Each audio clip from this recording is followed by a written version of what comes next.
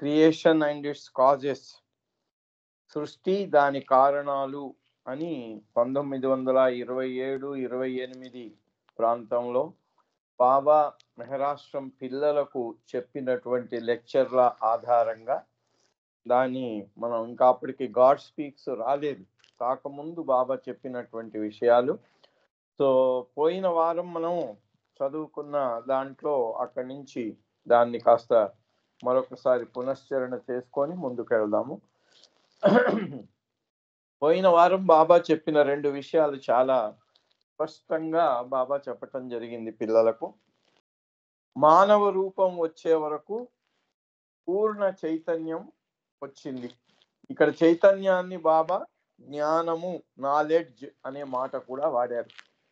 Infinite knowledge అన్నారు దాన్ని. అంటే చైతన్యం, అనంతమైన చైతన్యం వచ్చింది, దాన్నే అనంతమైన జ్ఞానంగా చెప్పుకున్నారు. అని బాబా చెప్తున్నారు పిల్లలకు, మీలో కూడా అనంతమైన జ్ఞానం ఉంది. ఎందుకంటే మానవ జన్మ వచ్చింది కనుక. అది రాతి జన్మ నుంచి మానవ జన్మ దాకా జరిగిన ఆ పరిణామ క్రమంలో మానవ జన్మ రావటం, అది అంతిమ రూపం కావటం, దాంట్లో చైతన్యం పూర్తిగా వికాసం చెందటం జరిగింది అనేది ఇది భగవద్వచనంలోనే. అప్పటికి ఇంకా భగవద్వచనం బాబా డిక్టేట్ చేయటం కూడా ప్రారంభం కాలేదు. ఆయన సీక్రెట్ బుక్ మాత్రం ఆయన రాయటం జరిగింది.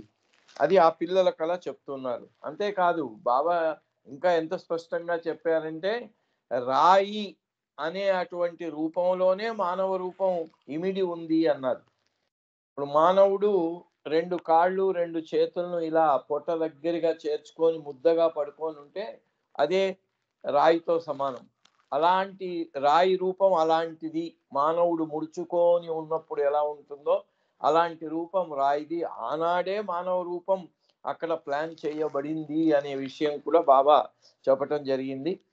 అయితే ఈ ఎవల్యూషన్ సైంటిస్టులు కూడా డార్విన్స్ థ్యూరీ ఆఫ్ ఎవల్యూషన్ అని ఆయన చెప్పాడు పరిణామం గురించి. కానీ ఆయనకు ఈ ఎవల్యూషన్ ఎందుకు జరిగిందో కారణం తెలియదు. కారణం ఎందుకు జరిగింది అంటే, ఈ అచేతనంగా ఉన్న భగవంతుడు పూర్తి చైతన్యంతో నేను భగవంతుడిని అని తెలుసుకోవటం కోసము ఈ సృష్టి అంతా, ఈ పరిణామం అంతా జరిగింది అనే విషయం బాబా చెప్తూ, బాబా ఈ విషయం చెప్పాడు. మానవ రూపం వచ్చింది కనుక పిల్లలను ఉద్దేశించి, మీలో కూడా అనంతమైన జ్ఞానము ఉంది. కానీ ఏం జ్ఞానం ఉంది మీలో? మీలో అజ్ఞానం యొక్క అనంతమైన జ్ఞానం ఉంది. కాబట్టి మిమ్మల్ని జీవాత్మలు అంటారు అన్నారు బాబా. కానీ తన వైపు చూసుకుంటూ తన ఛాతీ మీద ఇలా చేయి వేసుకొని బాబా చెప్తున్నాడు. కానీ దిస్ షాప్ అన్నాడు బాబా. అంటే నాకు అనంతమైన జ్ఞానం నాకు ఉంది. కానీ నాకు ఉన్న అనంతమైన జ్ఞానము ఈ సత్యం గురించింది, నాలెడ్జ్ అన్నారు బాబా. అక్కడేమో అజ్ఞానము, ఇక్కడేమో అనంతమైన జ్ఞానం, జ్ఞానము గురించిన అనంతమైన జ్ఞానము. కాబట్టి నేను శివాత్మను అయినాను, మీరంతా జీవాత్మలు, నేను శివాత్మను అని బాబా చెప్తూ, మరి ఇది ఎట్లా జీవాత్మలందరూ శివాత్మలు కావాలంటే ఎలాగా అంటే, బాబా దానికి అప్పుడు సృష్టి ఆరంభంలో జరిగినటువంటి దాన్ని చెప్తూ, ఎలక్ట్రాన్ నుంచి పరిమితమైన రూపం నుంచి ప్రారంభమై ఆ పరిమితమైన సంస్కారాల బరువును, ఆ చెత్తనంతా నెత్తి మీద పెట్టుకొని వచ్చింది కనుక మీ జీవాత్మ దాన్ని ముందు వదిలించుకోవాలి. సంస్కారాలు, పేర్కొన్న సంస్కారాలన్నిటినీ వదిలించుకుంటే అప్పుడు మీ జ్ఞానము అజ్ఞానం మించి జ్ఞానం వైపుకు మరల్చబడుతుంది అన్నాడు. అంటూ బాబా ఒక కళ చెప్పారు. మళ్ళీ దాన్ని పునశ్చరణ చేసుకుంటే మంచిదే. కళలో మీకు మంచి కారులో పోతూ ఉన్నారు. కళలో కారులో పోతూ ఉన్నంతసేపు ప్రయాణం ఏసీ ఉంది, హాయిగా ఉంది, రోడ్డు బాగా ఉంది, ప్రయాణం చాలా సుఖంగా సాగుతోంది. ఆ సుఖంలో మునిగిపోయి ఉంటారట. అప్పుడు ఆ కళ అని కూడా తెలియట, కళనే నిజంగా భావించి సంతోషంగా ఫీల్ అవుతూ ఉంటారు. కానీ ఆ కళ నుంచి బయటికి రావాలి కదా. బయటికి రావటానికి ఆ సంతోషానికి విరుద్ధమైనటువంటి ఒక అనుభూతి ప్రవేశపెట్టబడాలి అంటూ బాబా అలా వెళ్ళే మీ కారు ముందు అడవిలో సడన్ గా ఓ టైగర్ వచ్చి గర్జన చేస్తూ నిలబడింది అనుకోండి, కారు సడన్ బ్రేక్ అవుతుంది. చూసి అమ్మో అని ఆ భయంలో ఏమవుతుంది, ఆ కళ నుంచి కళ చెదిరిపోయి మెలకువ స్థితికి వస్తావు అన్నారు. అంటూ బాబా ఇక్కడ ఆ వచ్చిన పులి సహాయమే చేస్తుందట. సహాయం చేయటమే కాదు, ఆ కళ నుంచి మెలకువ స్థితిలోకి రాగానే ఆ కళ నుంచి మెలకువ స్థితికి తెప్పించినటువంటి పులి కూడా అదృశ్యమైపోతుంది అన్నారు బాబా. అలా జీవాత్మ శివాత్మ గురించిన వివరణ ఇస్తూ, అలాగే కళలో సుఖంలో ఉన్నంత కాలం మీరు సుఖంలోనే వెళ్ళిపోతారు. ఆ సుఖం అనే కళ నుంచి బయటికి రావాలి అంటే దానికి విరుద్ధమైన దుఃఖము, భయము ప్రవేశపెట్టబడాలి. దాన్నే టైగర్ కింద చెప్పారు బాబా, పులి కింద. ఆ పులి ఎప్పుడైతే మీరు మెలకువకు వస్తారో పులి మాయమవుతుంది, మిమ్మల్ని మెలకువ స్థితికి తెచ్చిన పులి మాయమైపోతుంది, ఆ కారులో వెళ్ళిన కళ కూడా మాయమైపోతుంది అని చెప్తూ, ఇది ఈ ప్రక్రియ అలా జరుగుతుంది. దాన్నే బాబా ఏమన్నారంటే, ఆ కళలో వెళ్ళేటువంటి సుఖవంతమైన ప్రయాణము సుఖంలో ఉన్నంత వరకు అలాగే సాగుతూ ఉంటుంది. ఆ సుఖము అనే కళ నుంచి బయటికి రావాలి అంటే దానికి విరుద్ధమైనటువంటి ఆ అనుభూతులు రావాలి. అంటే ఆ కళకు, ఆ సుఖప్రాయమైన కళకు కారణమైన సంస్కారాలకు విరుద్ధమైన సంస్కారాలు ప్రవేశపెట్టబడాలి అన్నారు. ప్రవేశపెట్టబడాలి అంటూ, ఆ ప్రవేశపెట్టబడటం ఎలా జరుగుతుంది అంటే, ఇది ఒక సద్గురువు యొక్క సహాయం వల్ల మాత్రమే జరుగుతుంది అని చెప్తూ, and that is surrender to the Sadguru. మీరు ఒక సద్గురువుకు ఆత్మార్పణ చేసుకున్న తర్వాత, సర్వార్పణ చేసుకున్న తర్వాత, ఆయన మీకు ఇప్పుడు ఏ సంస్కారాలు అయితే మిమ్మల్ని ఈ ప్రపంచం అనే మాయలో, కలలో, మాయల స్వప్నంలో ముంచి ఉంచుతున్నాయో వాటి నుంచి మీరు బయటికి రావాలి. మీరు అజ్ఞానం వైపు చేస్తున్న ప్రయాణం అది తిరుగు అబౌట్ టర్న్ అయిపోయి జ్ఞానం వైపు ప్రయాణం చెయ్యాలి అంటే సద్గురువు మీకు ఇప్పుడు ఏ సంస్కారాల వల్ల ఈ స్వప్నం కొనసాగుతూ ఉందో వాటికి విరుద్ధమైనటువంటి సంస్కారాలను ప్రవేశపెట్టగలిగిన వాడు సద్గురువే. అలా ఆయన ప్రవేశపెట్టాలి అంటే ఆయనకు మనం సరెండర్ అయిపోవాలి, ఆత్మార్పణ చేసుకోవాలి అని చెప్తూ బాబా ఒక హాస్యాస్పదంగా చెప్తున్నారు ఇక్కడ. But these sadgurus are such misers, such Marwaris. Misers అనకుండా మార్వాడీస్ అనే పదం కూడా వాడారు బాబా. మార్వాడీలు ఎందుకంటే ఆ కాలంలో ఇప్పటికి కూడా ఎక్కువగా వ్యాపారం చేసే వాళ్ళంతా మార్వాడీస్ ఎక్కువ. అయితే ఆయన సద్గురువు కూడా అలాంటి మార్వాడి అట, అలాంటి మైజర్ అట.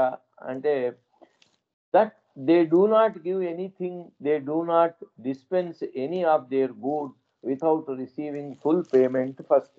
మీరే షాప్ కన్నా వెళ్ళి దేన్నన్నా కొనాలి అంటే దానికి కావలసిన మూల్యం మొత్తం చెల్లిస్తే తప్ప అక్కడ జరగదు. అందుకని సద్గురువులు కూడా వాళ్ళు ఇవ్వదలుచుకున్నటువంటి గూడ్స్ ఏమిటి, మిమ్మల్ని అబౌట్ టర్న్ చేయించి మాయ వైపు కాకుండా సత్యం వైపు, అంటే అజ్ఞానం వైపు కాకుండా జ్ఞానం వైపు ప్రయాణం చేయటానికి అబౌట్ టర్న్ చేయించాలి.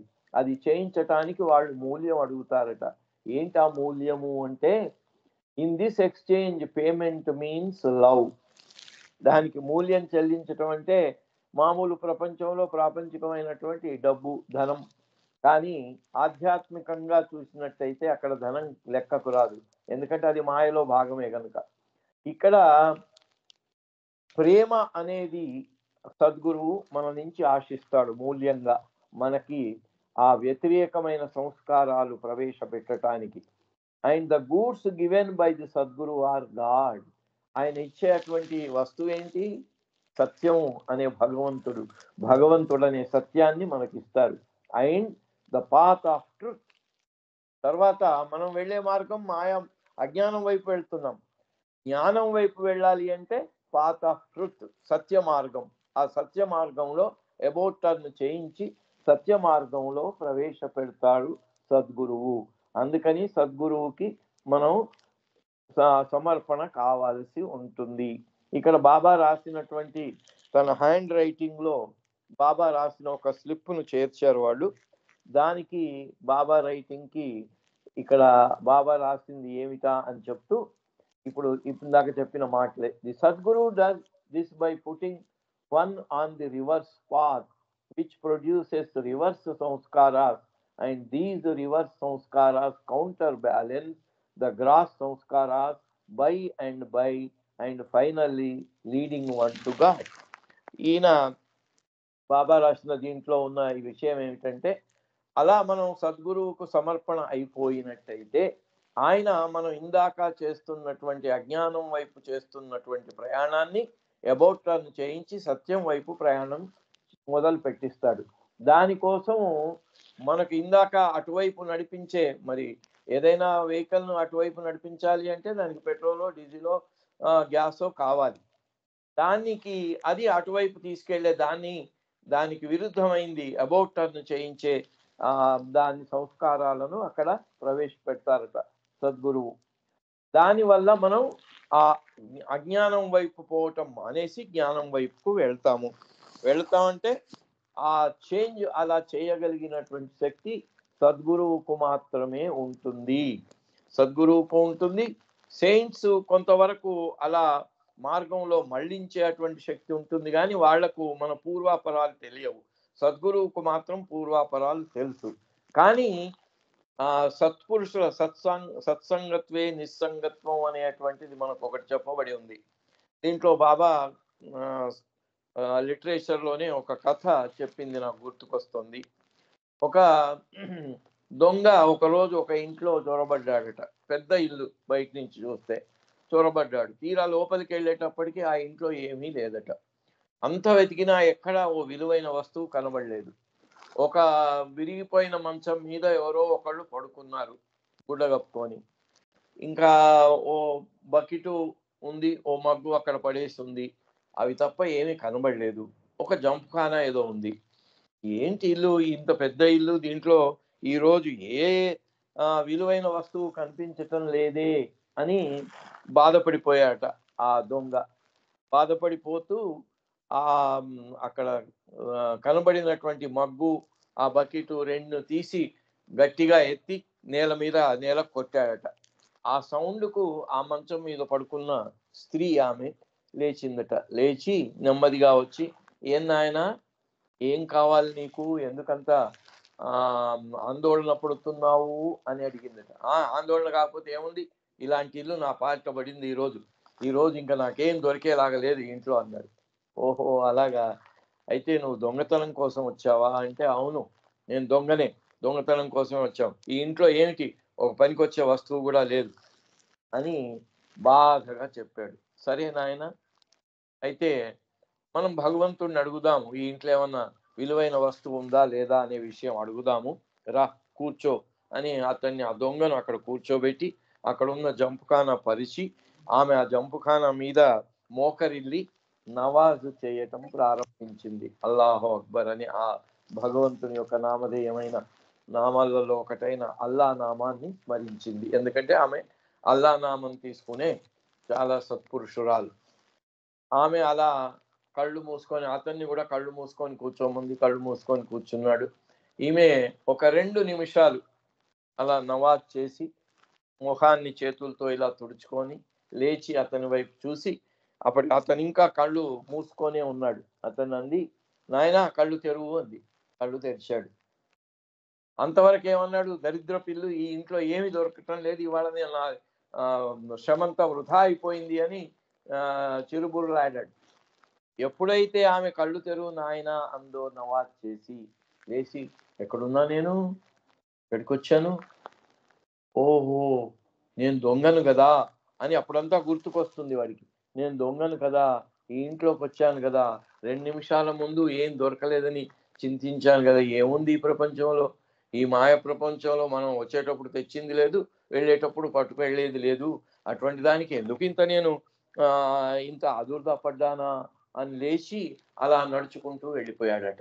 అంటే 2 నిమిషాలలో ఒక దొంగ ఏమి దొరకలేదని చింతించేవాడు ఆ సత్సాంగత్యంలో 2 నిమిషాలు గడిపిన దాని ఫలితంగా అతను కూడా ఒక సెయింట్ అయి వెళ్ళిపోయాడు అనమాట.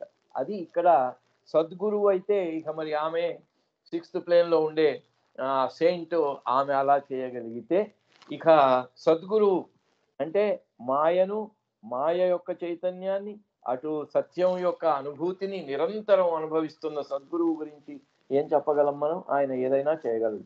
అందుకని to make you awake A tiger must come. మనం ఆ కళ నుంచి మేల్కోవాలి అంటే ఒక పులి రావాలి. అంటే ఆ పులిని ఎవరు ప్రవేశపెడతారు? సద్గురువు ప్రవేశపెట్టగలడు. ఆ పులి అంటే ఏమిటి?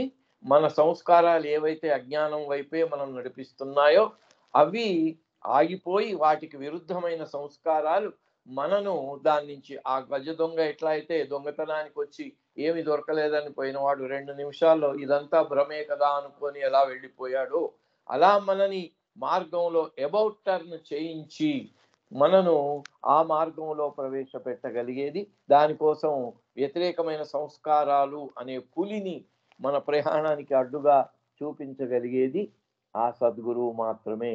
అలా మనం మేలుకొన్న తర్వాత ఆ పులి పని కూడా అయిపోతుంది, మన స్వప్నం పని కూడా అయిపోతుంది. స్వప్నం నుంచి మనం మేలుకుంటాము అని బాబా 11th డిసెంబర్ వరకు చెప్పిన లెక్చర్. మళ్ళీ 12వ రోజు బాబా దీన్నంతటిని కూడా ఒక పునశ్చరణగా మనకు గాడ్ స్పీక్స్ లో వచ్చిన దాని యొక్క సారాంశం లాగా ఏ రీక్యాపిచులేషన్ ఆఫ్ యెస్టర్డేస్ ఎక్స్ప్లనేషన్, ఈ చెప్పిన దాన్ని అంతా కూడా మళ్ళీ ఒకసారి పునశ్చరణ చేసి బాబా ఇలా చెప్పడం ప్రారంభించారు. ఇన్ ద బిగినింగ్ ఆత్మ వాజ్ అన్కాన్షియస్. ప్రారంభంలో అంటే ఈ సృష్టి, మనం చదువుకునేదే సృష్టి, దానికి కారణాలు అన్నాం కదా. ఈ సృష్టి ప్రారంభంలో అంటే సృష్టి ఆరంభం కాకముందు, అదే ఇన్ ద బిగినింగ్ ఆత్మ వాజ్ అన్కాన్షియస్. ఆత్మ పరమాత్మ రెండు ఒకటే. అది అన్కాన్షియస్, దానికి చైతన్యం లేదు, ఎరుక లేదు. రాత్రి మనం నిద్రపోయినప్పుడు ఎలాగైతే మనం బెడ్రూమ్లో పడుకుంటున్నా కూడా మనం ఉన్న సంగతి కూడా మనకు తెలియదు, ఆ స్థితి. It new neither knowledge Nar ignorance. ఆ స్థితిలో దానికి జ్ఞానము లేదు, అజ్ఞానం లేదు, రెండు లేవు. when this atma inhabited the very first form, అటువంటి ఆ ఆత్మలో ఎప్పుడైతే ఆ జ్ఞానం అనేది ప్రారంభమైందో, అది చాలా అత్యంత పరిమితమైనటువంటి పాయింట్ నుంచి, దాన్నే ఓం బిందు అన్నారు, అక్కడి నుంచి ప్రారంభం అయినప్పుడు అది ఆ మొట్టమొదటిగా అనుభూతి పొందినటువంటి రూపం ఏమిటి అంటే which was the electron. Electron అనేది ఇప్పుడు మనకు సైంటిస్టులు కూడా కనుగొన్న వాటిల్లో అత్యంత సూక్ష్మాతి సూక్ష్మమైనటువంటి పదార్థం. అది దాని యొక్క అనుభూతి కలిగిందట. It knew not itself. మరి ఈ జ్ఞానం ప్రారంభమైంది దేంట్లో? ఆత్మలో. ఆత్మ తనను తాను తెలుసుకోలేదు. తన యొక్క నీడగా వచ్చినటువంటి సృష్టి యొక్క అత్యంత సూక్ష్మాతి సూక్ష్మమైనటువంటి రూపాన్ని నేను అనే అటువంటి జ్ఞానాన్ని పొందింది. విచ్ ఈస్ టు సే, దాన్ని it knew not knowledge but rather knew ignorance. అది జ్ఞానాన్ని తెలుసుకోలేదు కానీ అజ్ఞానాన్ని తెలుసుకుంది. అది కూడా ఎలాగా? Though most finitely. ఆ అజ్ఞానం కూడా చాలా అత్యంత పరిమితమైనటువంటి స్థాయిలో తెలుసుకుంది. This same atma in human form still did not know itself as knowledge, but now it knew ignorance infinitely. ఆ మొట్టమొదటి ఫారం ఎలక్ట్రాన్లో చాలా అత్యంత పరిమితమైనటువంటి స్థాయిలో అజ్ఞానాన్ని తెలుసుకుంది. అజ్ఞానాన్ని కూడా అత్యంత పరిమితమైన స్థాయిలో. కానీ మానవ జన్మ వచ్చేటప్పటికీ అదే అజ్ఞానం యొక్క జ్ఞానాన్ని అనంతంగా తెలుసుకుందట. మరి అందుకే మానవుడు ఇంత సృష్టికి ప్రతి సృష్టి చేయగలుగుతున్నాడు. ఎందుకంటే ఈ మాయ యొక్క అజ్ఞానం యొక్క జ్ఞానము పూర్తిగా ఇన్ఫినిట్లీ అంటే అనంతంగా వచ్చేసింది. But now it knew ignorance infinitely. మానవ రూపంలో అజ్ఞానాన్ని అనంతంగా తెలుసుకోసాగాడు. Throughout this evolutionary progress, the limit is in the state of Jeev. అలాగే ఈ పరిణామక్రమం జరిగిన ఈ మొత్తం ఈ స్టోరీలో, ఈ కథలో పరిణామం అనేటువంటి ప్రక్రియలో limit is in the state of Jeev. అయితే ఆత్మ జీవాత్మ అనే స్థితిలోనే ఉంది, ఎలక్ట్రాన్ నుంచి మానవ రూపం దాకా. బట్ వెన్ ద ఆత్మ నోస్ నాలెడ్జ్, ఈ మానవ రూపంలో అజ్ఞానానికి బదులుగా జ్ఞానాన్ని ఎప్పుడైతే ఆత్మ తెలుసుకుంటుందో అప్పుడు, which is to say when it knows knowledge but does not know ignorance, then it can be called the videha mukta. అజ్ఞానం పోయి మొత్తం జ్ఞానం వస్తుంది. దానికి వచ్చినటువంటి జ్ఞానము పూర్తి అనంతమైన జ్ఞానం యొక్క జ్ఞానం వస్తుంది. అప్పుడు దాని స్థితి ఏమిటి? అది జీవాత్మ స్థితిలో ఉండదు అప్పుడు, విదేహ ముక్త. ఎందుకంటే ఈ స్థితిలో జ్ఞానం యొక్క పూర్తి జ్ఞానం, అనంతమైన జ్ఞానం వచ్చింది, కానీ మాయ యొక్క జ్ఞానం ఉండదు. సెవెంత్ ప్లేన్ ఆఫ్ కాన్షియస్నెస్ లో అది ఎప్పుడైతే ఆ స్థితికి వెళ్ళిపోతుందో విదేహ ముక్త, ఆ స్థితిలో దీనికి జ్ఞానం మొత్తం తెలుస్తూ ఉంటుంది, అజ్ఞానం తెలియదు, జ్ఞానమే తెలుస్తుంది. ముందు మానవ రూపంలో, జీవాత్మ రూపంలో అజ్ఞానమే తెలుసు, కానీ ఈ విదేహ ముక్తుడు అనే స్థితిలో జ్ఞానమే తెలుసు, అజ్ఞానం అనేది తెలియదు. అండ్ వెన్ ద ఆత్మ returns from the God state back to creation consciousness, it knows both knowledge and ignorance.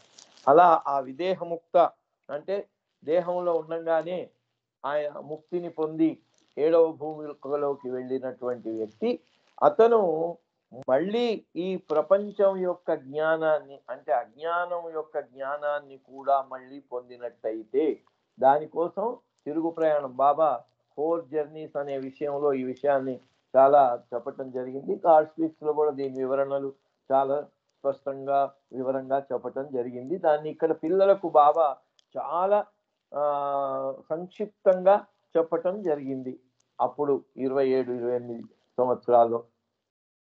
అయితే అలా ముందు అజ్ఞానం, అనంతమైన అజ్ఞానం యొక్క జ్ఞానం పోయి జ్ఞానం యొక్క అనంతమైన జ్ఞానం రాగానే ఆ జీవాత్మ విదేహముక్తుడు అవుతాడు.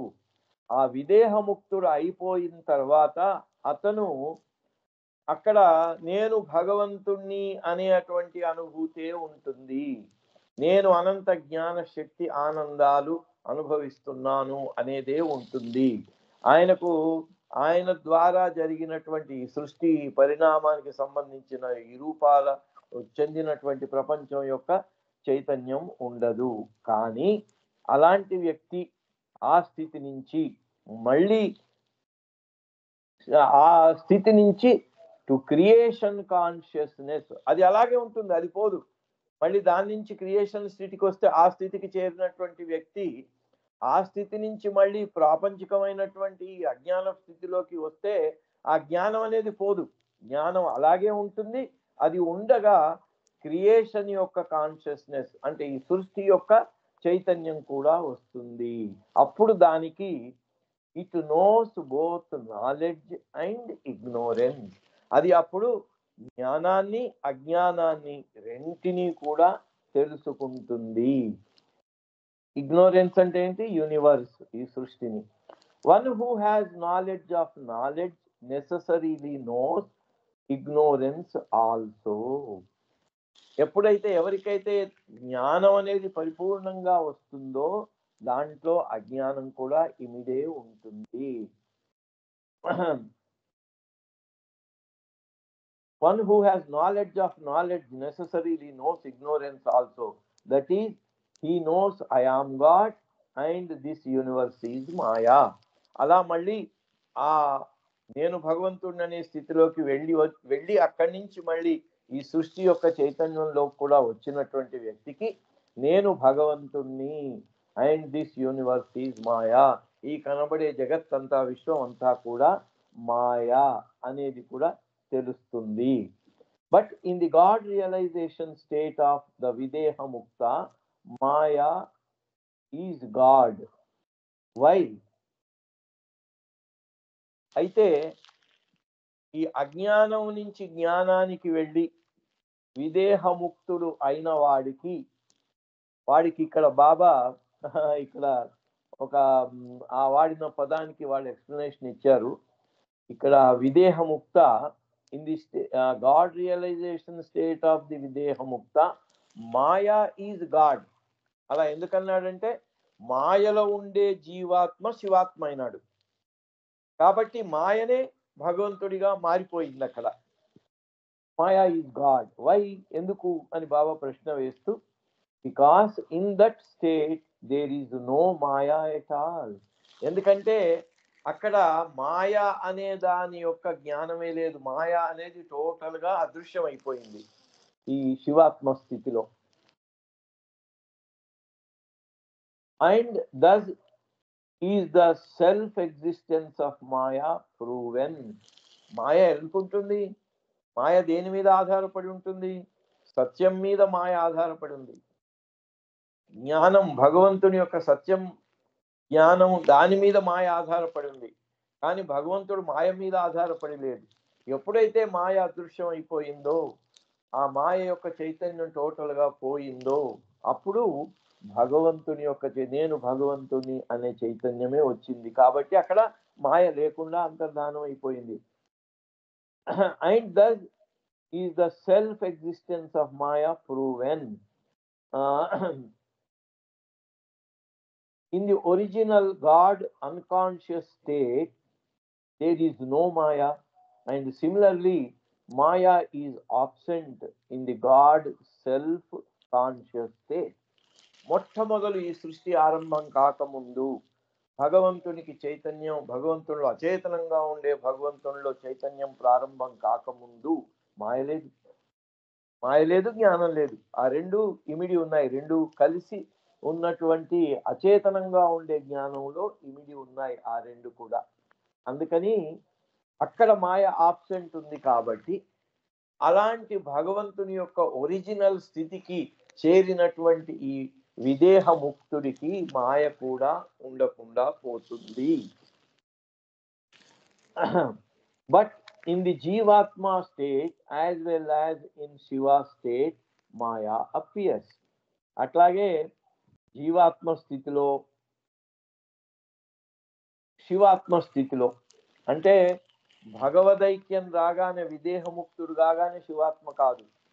శివాత్మ ఎప్పుడవుతుంది అంటే ఆ భగవంతుని యొక్క ఆ జ్ఞానంతో పాటుగా మాయ యొక్క అంటే అజ్ఞానం యొక్క జ్ఞానం కూడా మళ్ళీ వెనక్కొచ్చి దాన్ని కూడా పొందిన తర్వాత జీవాత్మ శివాత్మగా మారుతుంది. ఆ శివాత్మ అంటే కేవలం సద్గురువులు, అవతారుడు. సో మాయా అపియర్స్ అని ఇక్కడ దానికి వివరణ ఇస్తున్నారు. God speaks defines the Videha Mukta as a God realized being who experiences the I am God state. God speaks లో చెప్పిన దాన్ని ఇక్కడ మరొకసారి పునశ్చరణ చేసుకుంటున్నారు. దాన్ని God speaks లో చెప్పబడింది విదేహముక్త అనే గాడ్ రియలైజ్డ్ ఆ ఆత్మకి నేను భగవంతుణ్ణి అనే స్టేటే ఉంటుంది. అక్కడ ద్వంద్వం యొక్క ఎరుక ఉండదు, ద్వంద్వం యొక్క చైతన్యం ఉండదు. Most Videhamukta retain their bodies for 3 or 4 days. ఇది గాడ్ స్పీక్స్ లో చెప్పబడింది ఏంటంటే అలా విదేహముక్తి పొందినటువంటి ఆ జీవాత్మలు, ఆ విదేహముక్తులు 3-4 రోజుల దాకా శరీరంలో ఉంటారు. ఆఫ్టర్ రియలైజేషన్, నేను భగవంతుని అనే అనుభవం పొందిన తర్వాత. Though some do so for a number of years. అయినా ఎక్సెప్షనల్ గా దీంట్లో కొంతమంది కొన్ని సంవత్సరాల వరకు కూడా ఉంటారట.